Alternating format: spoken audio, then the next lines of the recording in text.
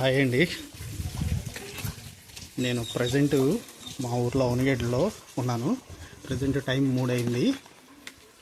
అయితే వర్షం ఎలా పడుతుందో జస్ట్ అలా చూద్దామని అలా బయటకు వచ్చాను.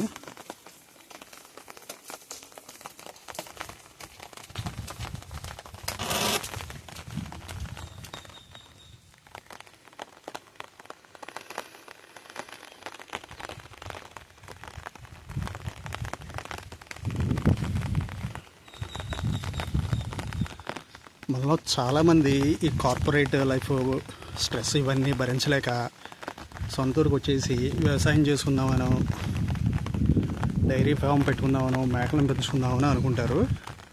కానీ రియాలిటీ ఎలా ఉంటుందో ఒకసారి చూడండి. ఇప్పుడు ఆ వరంతా పాలు పోసుకున్న టైంలో ఈయన స్టేజ్లో ఉంది. ఇప్పుడు ఈ వర్షం మూలంగా ఏమవుతుందంటే ఆ గింజంతా పాలంతా పోయి తప్పలైపోతాయి. ఇది చాలా లాసు రైతుకి.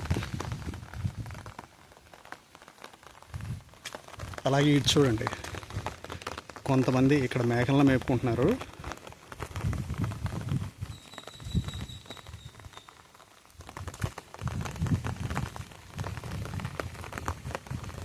మేకలేటిల్ని మేకలు కన్నా అయిపోయింది చూడండి. ఇలా ఉంటుంది రియాలిటీ. మనకి ప్రజెంట్ ఉన్న జాబులు మానేసి, మనకు వచ్చే శాలరీలు మానేసి తిరిగి వెనక్కి వచ్చి చేద్దామంటే ఇలా ఎండైనా వానైనా ఇలాంటి లాభ నష్టాలు అన్నీ ఫేస్ చేయడానికి రెడీ అయితేనే మీరు జాబులు వదిలేసి సొంత ఊర్లోకి వచ్చి వ్యవసాయం అయినా ఫార్మింగ్ అయినా చేయండి. చూడండి పాపం, వీళ్ళకి వేరే సోర్స్ లేదు. తుఫాన్ అయినా సరే ఇలా బయటికి తీసుకొచ్చి మేపుకోవాల్సిన పరిస్థితి. పొద్దునే రైతు ఇక్కడ వరి పొలానికి ముందుగా వెళ్ళాడు. ఇప్పుడు మళ్ళీ వర్షం పడిపోతుంది. ప్లీజ్ ఫ్రెండ్స్, ఉన్న జాబులు వదులుకోవద్దు.